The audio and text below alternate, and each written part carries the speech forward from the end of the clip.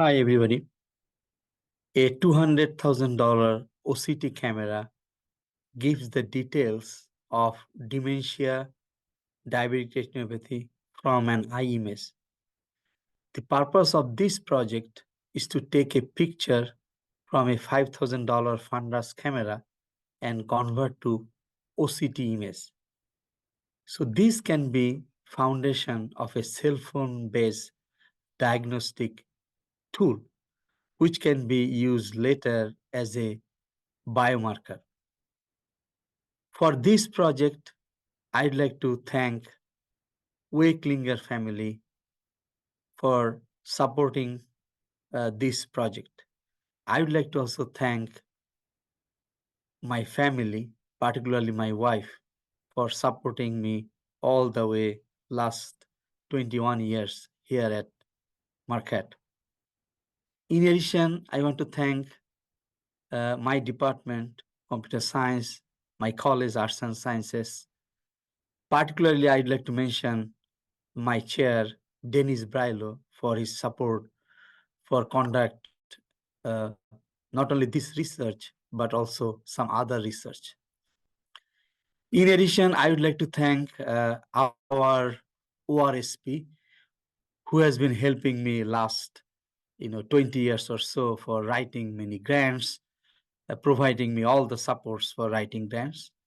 And at the end, I'd like to give credit to my students of my lab for supporting this research and helping all the way. Thank you. I want to say thank you to the community of scholars at Marquette for granting me the Klingler Fellowship Award. I truly appreciate your faith in me and your confidence in my research. My project is a multifaceted one. It includes both a restorative, community-based, trauma-informed intervention in the resettlement of Afghan refugee women in Milwaukee, a project run by my partner, the Milwaukee Muslim Women's Coalition, and an analysis of the new U.S. model of refugee resettlement as compared to the traditional model. In particular, through case studies of 5 nonprofit agencies involved in Afghan resettlement in Milwaukee and Chicago, led by Arab Muslim women, I seek to understand whether and how these agencies made a difference as compared to traditional refugee resettlement agencies. I'm further interested in whether and how these Arab American Muslim-run agencies and Afghan refugees found common ground, considering these groups do not share languages, do not share modern history, nor geographic proximity. That they were the same was something taken for granted by external agencies because of their shared Islamic faith. But since religious beliefs have little to do with the process of resettlement, I am asking whether religious faith drove action in their programs, and if so, how. Finally, I want to understand whether Muslim women-led refugee resettlement made a difference for Afghan women and children. Traditional U.S. refugee resettlement, with its primary focus on working for pay and its gender-free case management model, ignores the needs of women and children, even though they form the majority of the family. Thus, gender-free has in fact meant whole-person-free and family-free, or what I refer to as the patriarchal pioneer model. The crux of this question addresses critical issues in successful resettlement, such as parenting, negotiating cultural differences, building healthy identities, and overcoming trauma. Until now, I worked on this project in my spare time, which was not plentiful. The Klingler Award allows me to work full steam on this important project and to produce a set of best practices for the future of U.S. refugee resettlement. Finally, I'd like to recognize my partner, Judan Najib, the director of the Milwaukee Muslim Women's Coalition and a truly insightful Milwaukee leader, and thank you for being so great to work with. Hello, I'm Melissa Gans, an associate professor of English. I work on 18th and 19th century British literature and culture, with a particular focus on the relationship between literature, law, and ethics. My first book examined the centrality of marriage law to 18th century fiction and the role of novels in debates about the legal regulation of the nuptial tie. My new research considers novelists' engagements with debates about criminal justice.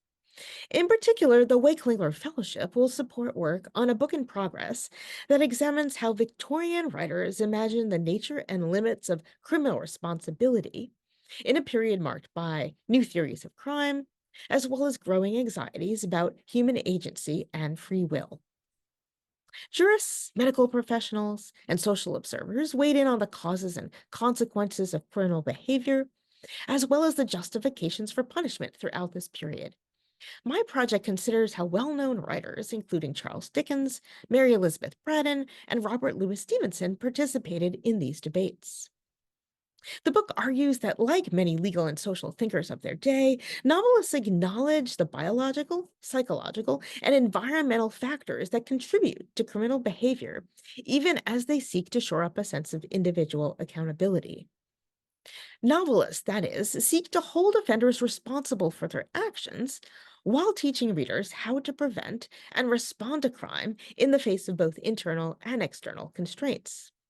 In working through the new theories of criminality and the debates about responsibility, I argue, writers develop important innovations in the novel form while shedding light on questions about crime and punishment that continue to concern us to this day. I'm thrilled and honored to receive this fellowship, and I'm extremely grateful to Helen Way Klingler for making this award possible and for generously supporting so much research at Marquette. Thank you. Thank you very much for this honor. Thank you to Helen Way Klingler and the Way Klingler family for their enduring support of research at Marquette. My research studies how the brain creates memories. We use rodent models of cognition and have found that sex hormones shape the way that memories are formed and stored in the brain. This Way Klingler Fellowship will allow us to study the interaction of these hormones with Alzheimer's-related pathology on these brain mechanisms of memory. Alzheimer's is a debilitating disease that disproportionately affects women. And there's growing evidence that sex hormones, such as estrogens, play a role in this bias. In fact, during perimenopause, the rapid loss of these hormones is associated with increased risk of Alzheimer's disease. This has led to the view that perimenopause could be a therapeutic window of opportunity to mitigate this risk using hormone replacement therapy. However, we need to know more about how sex hormones are affecting the brain systems of memory and cognition, as well as how they affect disease progression. So in this project, we will use a rodent model of Alzheimer's disease and apply a new cutting-edge technology to image brain activity across days, weeks, and even months. This is going to allow us to determine, 1, how brain patterns of activity change as disease pathology progresses, and 2, whether hormones such as estrogens preserve brain activity and slow disease progression. This is the first step in our mission to identify hormone brain targets that confer resilience to cognitive decline that we could leverage to delay the onset of Alzheimer's and related dementias in both sexes. My team and I are very excited to carry out this work, and we have a truly collaborative department in which to do so. My colleagues in biomedical sciences are tackling some of the biggest challenges in neural health, and we are committed to preparing our students to be leaders in biomedical research and healthcare. I'm excited that this project will provide new training opportunities for our students, as well as a new tool for Marquette researchers to study the neural basis of mental illness. Thank you very much. It's a very great honor to be the recipient of the 2024-26 Way Klingler Research Fellowship. I'd like to thank my colleagues who judged my work worthy and to express my gratitude to Helen Way Klingler, who made this award possible. Support like this gives Marquette faculty the support we need to continue to make significant contributions to scholarship. Most of my research over the years has dealt with the dawn of the Western intellectual tradition, the philosophy and science of the ancient Greeks. There was something new going on then, and among the new things that was going on was a kind of a reflexive kind of thought, where people were thinking about what thinking is. Now, with the dawn of artificial intelligence, and with the recognition that the cultures out of which Greek philosophy emerged were by no means irrational, the whole question of what was new with the Greeks is especially important. I think the time is right to visit these questions. We know a lot more about about the earliest Greek philosophy, that of the pre-Socratics, than we did a generation or two ago. And there's a lot of interesting work among anthropologists, especially work building on the insights of cognitive science, that can shed a lot of light on what it means to be rational and how that is different in different cultures.